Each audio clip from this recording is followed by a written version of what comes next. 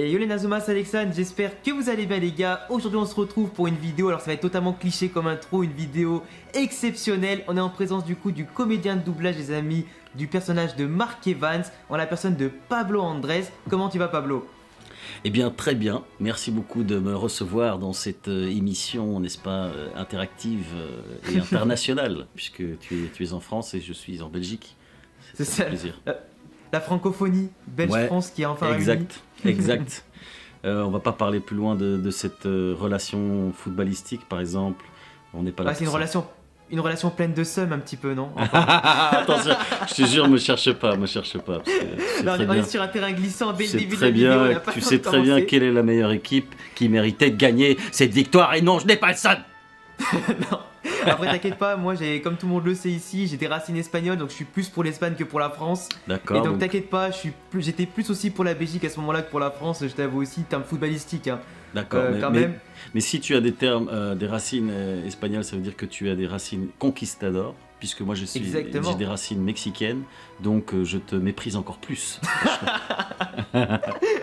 Putain mais y'a rien qui va, France, Belgique, Et Espagne, voilà. Mexique, y'a rien qui va. Merci beaucoup, y a c'est rien tout qui pour va. nous. Au revoir, bonne journée. La vidéo elle a été hyper courte, merci les amis, on commence comme ça.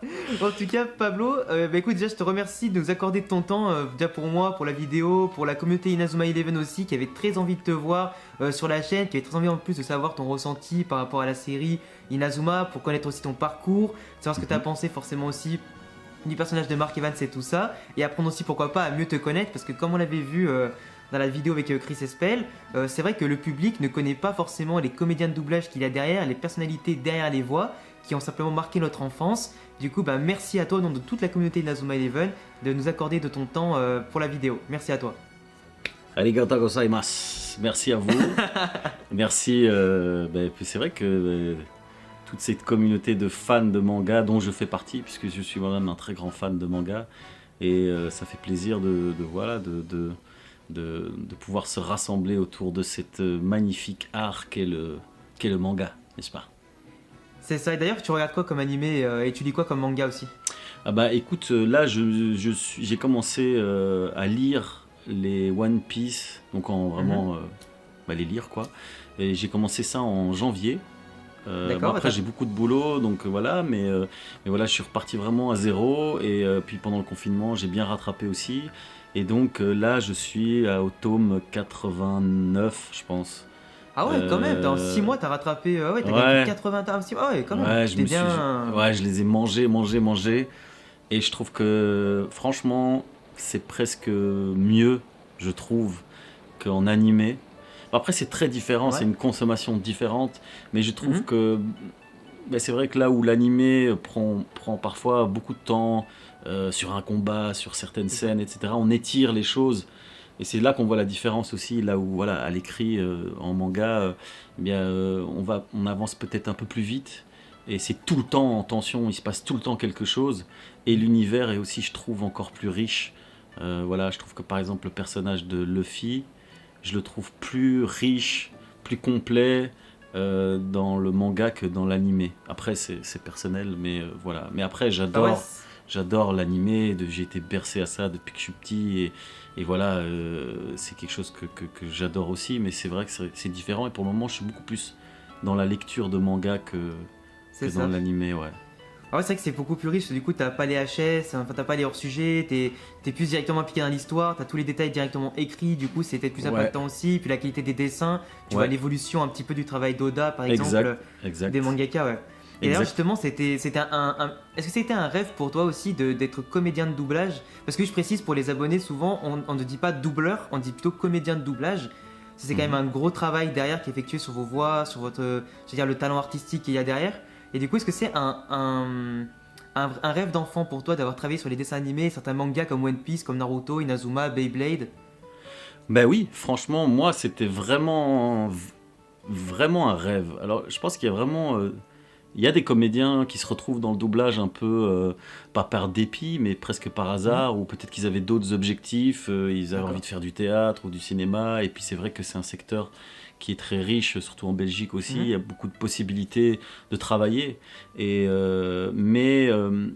d'ailleurs moi ça m'a donné la possibilité de travailler dès que je suis sorti de mon école de théâtre et tout, de pouvoir vraiment travailler, gagner ma vie en tant que comédien, ce qui est pas facile. Voilà, quand on fait du théâtre ou quand on fait de l'humour ou du cinéma, ça prend beaucoup plus de temps, je pense, parfois. Et donc, il y a cette partie-là, mais vraiment, moi, en ce qui me concerne, c'était vraiment un rêve dans la mesure où j'ai été bercé. Moi, je suis la génération Club Dorothée, donc j'ai 40 ans. Et donc, voilà, moi, c'est vraiment ça que j'ai été nourri, quoi. Tous les mercredis après-midi, c'était le Club Dorothée que je regardais chez mon grand-père, avec un sandwich aux omelettes et au lard.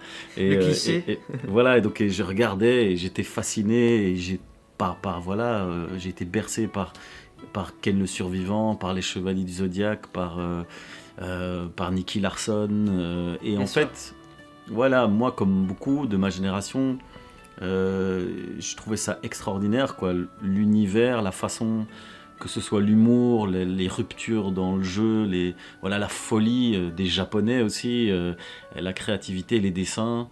Voilà, tout ça a nourri mon enfance. Et donc, moi, quand j'ai pu faire ces études, j'ai tout de suite, même avant d'avoir fait mes études de théâtre, je faisais des études de communication, donc rien à voir. Et j'avais fait mon stage dans la production. J'étais engagé comme stagiaire dans la boîte de production d'une toute grosse boîte de doublage qui s'appelait... c'était Sonicville, je crois, et avant ça, c'était un autre nom. Donc c'était une énorme boîte qui faisait beaucoup de doublage, et j'étais engagé comme dans la production. Et je devais, j'étais stagiaire, donc je faisais des copies en fait. Je lançais des copies de cassettes. Le travail de doubleur, tu sais, classique, pas de doubleur, de stagiaire classique, ouais, pardon, en mode les petites tâches, les basses besognes et tout, les trucs simples. Les trucs super nuls. Mais en fait, c'était génial parce que du coup, je lançais une copie. Et j'avais parfois 1 heure ou 20 minutes, 1h30. Et du coup, je fonçais en studio et je regardais comment ils travaillaient en fait. Et donc, j'ai vraiment pu regarder et tout. Et dès que j'ai fini mes études de théâtre, je suis revenu dans ces studios. Et voilà. Et c'était quelque chose, voilà, que je voulais faire. Et spécifiquement, les dessins animés et les mangas. Ouais. Parce que du coup, toi, si je peux vite fait présenter ton parcours... pas forcément dans l'ordre, mais pour présenter ton parcours simplement aussi à tous les abonnés qui nous regardent. Toi, tu as fait vraiment un petit peu de tout. On va dire que tu es un petit peu l'humoriste 2.0, on va dire, en 2020. Celui qui touche un petit peu à tout. Tu as fait de la musique sur la scène hip-hop belge, si je dis pas de bêtises. Tu as été youtubeur, du coup. Donc, enfin, tu es youtubeur en ce moment et tu as une chaîne à 50 000 abonnés. D'ailleurs, les amis, vous pourrez retrouver le lien de sa chaîne en description, bien évidemment. Tu es aussi un humoriste qui a fait des vidéos sur Facebook, du coup, qui compte 300 000 abonnés environ. Sur Facebook, tu as aussi 350, fait pas mal de vidéos sur... respecte-moi, 350 Alex, merde. 350, j'ai fait la différence entre les likes et les abonnés. Non, je te taquine. J'ai fait la différence entre les petits pouces bleus et non, les abonnés. Non, je rigole avec toi. Bien sûr. Tu as fait des vidéos du coup sur l'Euro 2016, sur la Coupe du Monde 2018 avec Eden Hazard, avec pas mal de footballeurs belges et tout ça, qui était d'ailleurs hyper drôle à suivre. Et les amis, je vous invite vraiment à aller voir ces vidéos-là, parce que c'est vraiment pour moi une des plus drôles que tu aies faites. Avec bien sûr d'autres vidéos sur d'autres thèmes, où tu as fait aussi de la scène, où tu fais toujours de la scène, tu as fait de la radio, tu étais aussi comédien de doublage de plusieurs animés comme Naruto, One Piece, Mark Evans dans Inazuma, comme Agane dans Beyblade, et tu as fait un petit peu tout. Du coup, quelle est ton expérience la plus significative à tes yeux, du coup, par rapport à tout ça? C'est une très bonne question. Je pense que... Là, attends, j'ai bien fait mon taf, moi. Ouais, mais je vois ça, franchement, parfois on se fait interviewer par des gens qui... Ils sont là, alors c'est chouette, racontez-nous alors. Parfois c'est des questions. Non mais en fait je pense que la plus belle expérience c'est justement de pouvoir avoir testé toutes ces choses et toucher à ces différents médias ou formats. Moi c'est vraiment ça qui m'intéresse. Voilà, j'ai adoré faire du doublage, j'ai adoré faire de la radio pendant 5 ans, j'ai adoré faire de la télé, j'adore faire de la scène. Voilà, et de la musique j'en ai fait. Maintenant c'est vrai que ça me permet aussi de faire le tri et on peut pas tout faire bien, c'est juste pas possible. Et donc je pense que je me suis nourri de toutes ces choses pour arriver vraiment à ce que j'ai envie de faire, et c'est ce que je fais aujourd'hui en Belgique et que j'aimerais faire maintenant en France. C'est plus mon métier d'humoriste comédien à travers soit la scène, soit des vidéos. Voilà. Mais c'est vrai que le doublage, par exemple, du coup, je n'en fais plus là depuis... ça fait quand même 3 ans, je pense. parce que voilà, j'ai fait des choix, la radio non plus, j'en fais plus, etc. Donc, mais j'ai fait tout ça, j'ai fait la musique non plus, mais j'ai fait tout ça et je pense que tout ça a nourri ce que je fais aujourd'hui, quoi. C'est beau, c'est beau. En tout cas, C'est c'est vrai beau. que c'est beau. Hein. Franchement, c'est bien dit en plus. Hein. Tu mettras une petite C'est bien. musique, tu mettras Ah, mais ça, un petit piano, Petite tu musique vois. nostalgique, Ouais. c'est mélancolique comme ça en fond. Ah, La vie. c'était bien dit. C'est vrai que toutes les richesses de tes expériences, elles ont apporté un peu Ouais. aussi la richesse de ton parcours et de ton CV aujourd'hui, de ce que tu es aujourd'hui. Et en fait, ce qui est aussi beau et que j'ai pu voir, et que je ne savais pas du tout à ton sujet, c'est que tu avais aussi créé un collectif, entre guillemets, enfin, le Golden Teach Comedy Club, un petit Ouais. peu à l'image du Jamel Comedy Club, où les humoristes français et belges peuvent se réunir, peuvent aussi montrer leur talent sur scène. Ouais. Donc j'ai trouvé que c'était une belle initiative de ta part et que surtout que tu as pu rassembler pas mal de monde. Et après, je sais pas si. Alors, il me semble aussi que c'était aussi le cas, que tu étais aussi le premier artiste belge à avoir rempli du coup la plus grande salle de Bruxelles, du coup la Forest Nationale. De Si je Belgique. dis pas de bêtises, de Belgique, ouais, de la Belgique entière. Respecte-moi, Pas que de Alex, tu Bruxelles. me respectes pas, putain. Ah, mais votre plat pays, c'est un petit pays, attends. Non, non, Que je te la Belgique, taquine. Bruxelles, tu vois. Il y a des on salles sait plus jamais. grandes d'ailleurs en Flandre, mais en francophonie, ouais, c'est ça. D'accord, ok. Et du coup, en tout cas, déjà félicitations pour ton parcours et pour tout ce que tu as pu accomplir. Et d'ailleurs, il me semble que ton spectacle s'est démasqué, c'est ça? Est-ce qu'il est encore en tournée actuellement? Est-ce qu'il va retourner en tournée Ah, pour 2021? bah oui, c'est sûr que là c'est compliqué ici avec tout ce qui se passe. Je sais pas si t'es au courant, il y a eu un truc qui s'appelle comment ça s'appelle coronavirus, un truc comme ça. Ouais, c'est une petite grippe, Skip, c'est une petite grippe. Ouais, enfin, ouais, Ouais. du coup, c'est vrai pas- que c'est pas grand-chose. là tous les spectacles sont à l'arrêt. Après moi, j'arrivais à la fin de la tournée de ce spectacle qui est mon deuxième spectacle. Et il me restait quelques dates voilà, qui vont être reportées. Et je travaille du coup sur un nouveau. D'accord. Et ce sera pour, voilà, à mon avis, pour d'ici 1 an ou 2. Voilà, je veux prendre le temps de bien le faire. Et d'ailleurs, ouais, le but c'est d'essayer d'aller maintenant vers la France aussi, entre autres avec ce nouveau spectacle. Donc je veux prendre le temps. Mais c'est sûr que voilà, pour le moment, tout ce qui est scénique, et c'est vraiment stand-by. Et je me focalise plus sur tout ce qui est du contenu en vidéo. Ok, parfait. En tout cas, la France sera contente de t'accueillir. On espère qu'on pourra voir tes spectacles dans nos salles. Si tu passes vers Lyon, Grenoble, n'hésite pas. Ouais, hein. mais à fond, ça viendra, hein, c'est sûr. C'est une question de temps, mais avec plaisir. J'étais déjà venu jouer à Lyon. Je sais plus comment s'appelait cette salle, mais c'est une magnifique ville, donc avec plaisir, franchement. En plus, Ouais, on mange j'espère bien. En plus, on mange En plus, on mange bien à Lyon. Ouais. La capitale de la gastronomie. C'est vrai, on c'est l'appelle. vrai, c'est totalement vrai. Mais Avec donc les oui, restaurants pour revenir à Paul ce que tu Bocuse. disais, le Golden Tish Comedy Club, c'est vraiment trop cool parce que ça m'a permis aussi de rencontrer plein d'artistes français, super talentueux, voilà, qui sont plus de la scène. Mais voilà, moi c'est ça qui m'intéresse à chaque fois, c'est rencontrer des gens talentueux et collaborer avec des gens talentueux. Et dans le doublage, il y en a beaucoup aussi. J'ai rencontré plein de comédiens incroyables et j'ai appris beaucoup. Et voilà, ça fait partie du chemin, n'est-ce pas? D'accord. Et d'ailleurs, justement, pour maintenant parler plutôt de la partie de ton personnage principal, de Mark Evans et de tes expériences de doublage, qu'as-tu pensé de ton personnage, d'ailleurs Mark Evans, dans la série Inazuma Eleven? Est-ce que tu l'as kiffé? Est-ce que Ouais. tu as kiffé ton expérience en tant que personnage principal de la série? Bah franchement, moi c'est une de mes meilleures expériences en doublage, D'accord. franchement, honnêtement. Parce que, déjà comme je te disais, c'est le manga et c'est vraiment ce que j'aime. Parce que j'étais vraiment dans un environnement de confiance avec des gens que je connais bien et qui me D'accord. laissaient aussi un peu de liberté. Voilà, parfois il y a des directeurs de plateau qui sont un peu plus... voilà, il faut respecter vraiment pile poil. Alors on peut pas inventer des textes, mais voilà, il y en a qui sont un peu plus flexibles que d'autres. Et moi c'est vrai que j'aime bien travailler quand on me fait confiance et quand on me laisse aussi un peu jouer, m'amuser. Et donc c'était le cas. Et puis surtout parce que je pense que ce personnage est juste génial.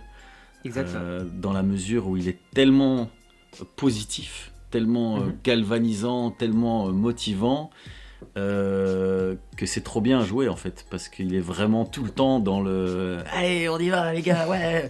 Et c'est tellement un message positif aussi, ce manga, en fait, voilà. Moi, c'est vraiment ça que je retiens. C'est que limite, ça déteint... Quand je jouais ce rôle-là, ça déteignait un peu sur moi, dans le sens où ça me donnait moi-même des coups de boost, en fait. C'est ça, parce c'est un que personnage qui est plein de positivité. Moi, je sais Ouais. que quand je regardais un épisode, ou même quand la communauté regarde, ce mec-là, tu le regardes, tu sais, il te pousse vers l'avant, Ouais, il pousse à ouais, c'est atteindre ça. des objectifs et tout. T'es toujours de bonne humeur quand t'écoutes Ouais, un c'est mec comme ça. ça. Tu peux être amputé des 2 jambes, c'est pas grave, allez, tu vas remarcher dans ta tête, tu peux y arriver. Et c'est vrai ça, c'est cette énergie très solaire, très positive, qui moi m'a particulièrement parlé. Et puis en plus de ça, ben voilà, moi je suis vraiment fan de foot, je suis un vrai fan de foot, et j'ai été bercé par Olivier Tom en fait. Et pour moi, Inazuma Eleven, c'est vraiment le Olivier Tom contemporain que moi j'ai C'est eu, ça, ouais. qui m'a bercé, que j'ai regardé. Et c'est comme si je réalisais ce rêve-là en fait, que quand moi j'étais petit, je regardais les Olivier Tom, je m'imaginais faire ses voix, jouer et tout, où je les refaisais en rigolant sur la cour de récré. Et quelque part, j'ai pu faire mon Olivier Tom à moi finalement. Et ça, c'est beau. ouais. Ça, c'est beau, Tu ça, c'est remettras beau, des- ça, c'est beau. Tu remettras des pianos, mais vraiment, je le pense vraiment, quoi. C'était vraiment une de mes plus belles expériences. Surtout aussi qu'on a eu le temps, voilà, parce que j'ai fait quand même plusieurs saisons, donc je pouvais installer le personnage. Ce qui est cool aussi, c'est que j'ai fait d'autres voix, et ça, c'était trop marrant. Par exemple, j'ai fait son grand-père. Ouais, son Tu grand-père vois. aussi, ouais. Ouais. Et ce qui était trop marrant, c'est que du coup c'était un jeu aussi qu'on avait. Mais je sais pas si on t'a déjà parlé de ça dans les comédiens de doublage et tout, mais il y a un truc qu'on se fait un peu pour mettre du piquant ou pour se challenger soi-même. C'est qu'en fait, il y a une technique qui s'appelle de faire à la volée. Je sais pas si ça te dit quelque chose. Non, pas du tout. Ah ouais, en fait en gros, donc le principe, voilà, t'as l'écran, tu as une bande avec le texte qui défile et avec voilà, une barre, et il faut que ça tombe voilà, au bon endroit, il faut jouer, etc. Et en général on regarde la scène une fois, et puis on l'interprète, on regarde la prochaine scène, on l'interprète, et ainsi de suite. Et D'accord. parfois on regarde 2 fois, enfin bon. Et ce qu'il y a, c'est que ce personnage, voilà, moi j'ai vraiment fait du doublage pendant des années, beaucoup. Mhm. Et ce personnage, je le maîtrisais, j'étais à l'aise avec, et j'étais aussi à l'aise avec cette technique. Et du coup, en fait, à la volée, c'est que tu regardes même plus la scène, tu le fais tout de suite, quoi. Ouais, Et tu fais tout de suite, d'accord. Ouais, C'est voilà. stylé. Et donc, et ça, c'était trop cool. Parce que voilà, j'étais vraiment à l'aise avec le personnage, et donc je réagissais tout de suite à ce que je voyais. Et donc, tu es censé être tout de suite dans la bonne émotion, et en même temps, être dans les bons. Voilà, il faut que ce soit raccord. Et ça, c'était juste trop bien. Et on l'a beaucoup fait sur Inazuma. Et du coup, parfois même, je testais de faire question-réponse entre le jeune et le vieux. Là, c'était un peu plus compliqué, je t'avoue.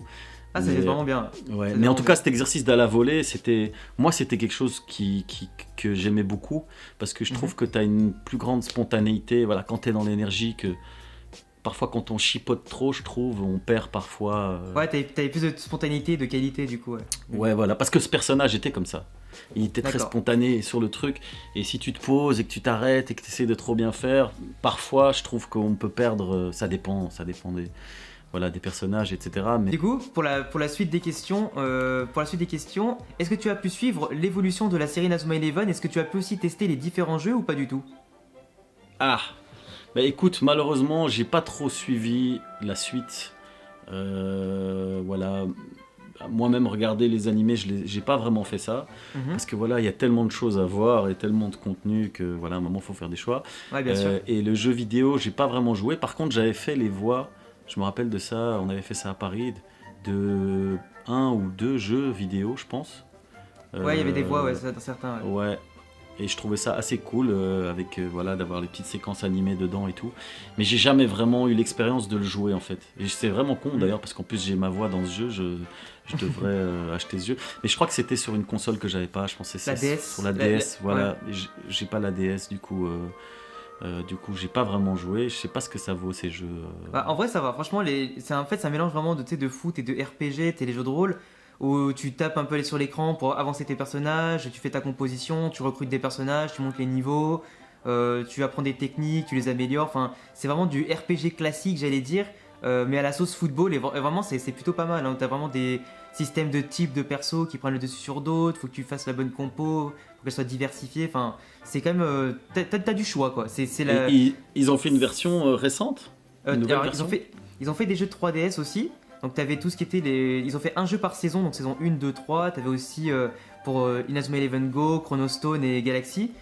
Et après, t'avais, par contre, là, du coup, ça fait 3-4 ans maintenant qu'on attend le nouveau jeu de Inazuma Eleven Ares et d'Orion, qui sont, du coup, donc, les nouvelles séries, d'ailleurs, sur lesquelles tu n'as pas été invité, j'imagine, enfin, tu n'as pas été convié, je crois, ou tu ne fais plus la voix de Marc sur cette série-là. Ben, en fait, comme je te disais, vu que j'ai vraiment arrêté le doublage, à chaque fois j'ai refusé, voilà, j'ai dit que j'arrêtais.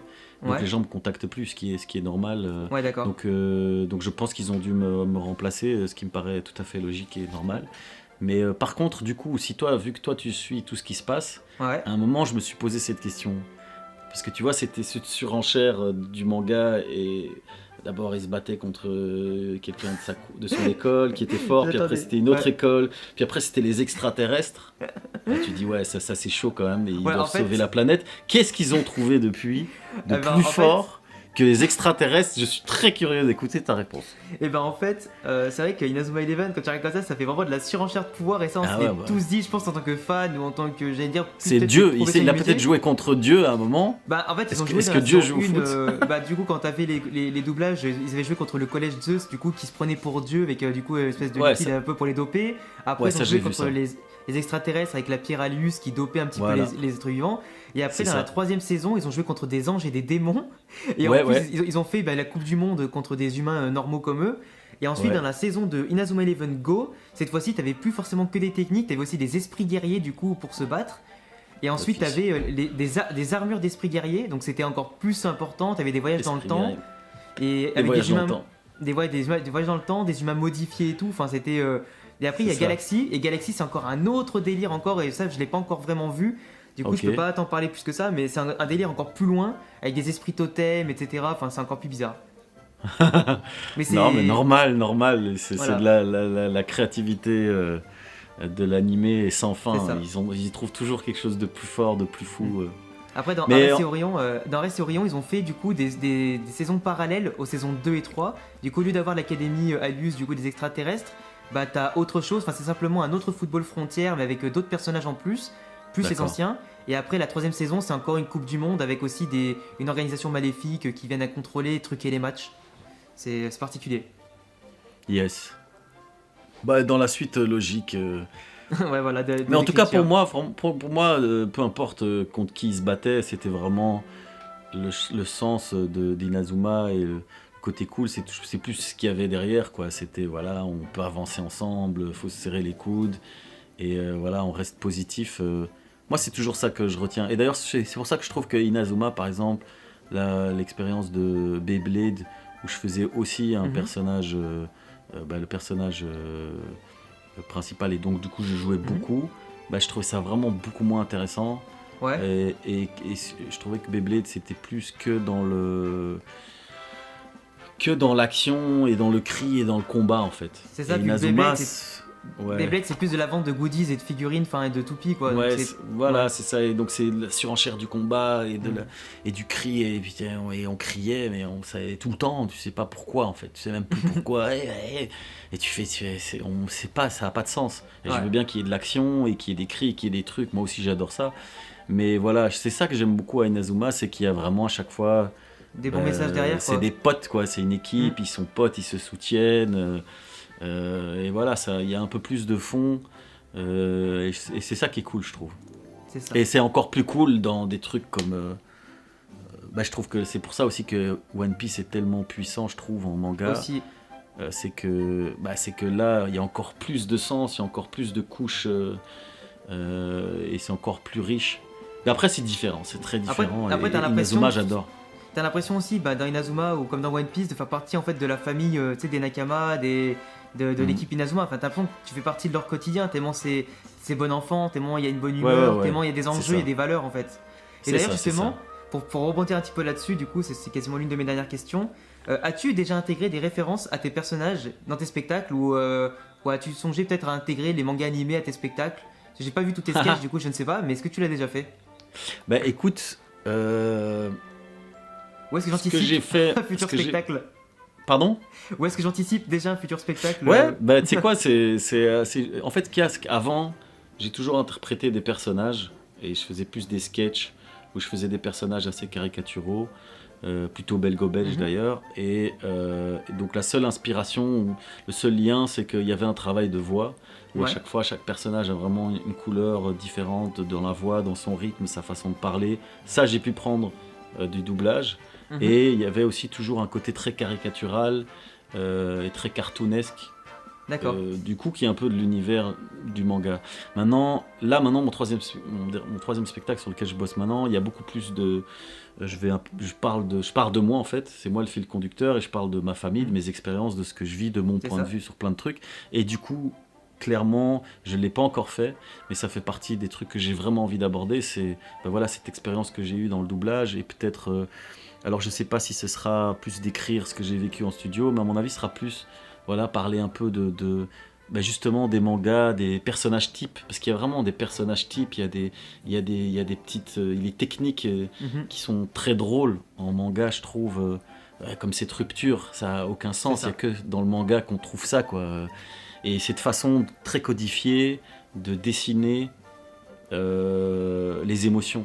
Moi, ça me fascine ça. Par exemple, euh, quand je te disais que quand on faisait à la volée, c'était un truc qui me permettait de le faire, c'est qu'en fait, dans son visage, tu vois son émotion. Et Mhm, ça, c'est c'est ça. très manga, quoi. Et ça, c'est beau, ça, c'est beau. Ouais. Voilà, quand il pleure, tu vois, il y a différentes façons de pleurer, quoi. En général, les Japonais, dans les mangas, je sais pas si t'as remarqué, quand c'est vraiment très triste, ils pleurent, mais ils le montrent pas. Donc tu vois, C'est tout dans la musique, tu vois, la ils vont situation, vraiment, ouais. il va y avoir un petit mouvement de lèvres ou quoi, mais c'est la larme qui va couler, mais parce Ouais. qu'ils peuvent pas montrer. Par contre, quand ils pleurent vraiment, Là, c'est et dans la rue, ouais. t'as vraiment les gouttes qui sortent des yeux et la bouche. Ouais. C'est ça. Mais ça, en C'est général, dans c'est l'excès, pour faire ouais. marrer. C'est Ouais, un c'est ça. pleur plutôt pour rigoler, ou ce côté vraiment quand il mange, quand il se goinfre et et juste après il va être méga sérieux, méga épique. Voilà, moi c'est cette rupture et ces émotions très très extrêmes et passer de l'un à l'autre très fort. Moi ça me C'est- fascine et Ah, c'est ouf.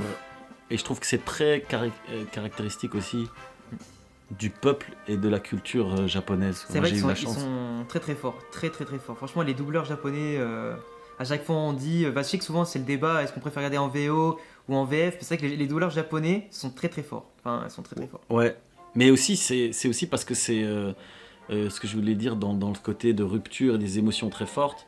C'est aussi parce que c'est très caractéristique de la culture japonaise, C'est ça, qui est ouais. très extrême et qui passe aussi d'un truc à l'autre. Je sais pas si tu as déjà été au Japon. Non, pas encore, j'ai pas cette chance-là. Je devais y aller Bah, avant le Covid là, et malheureusement, c'est fermé. bah tu verras, c'est un truc vraiment que tu verras.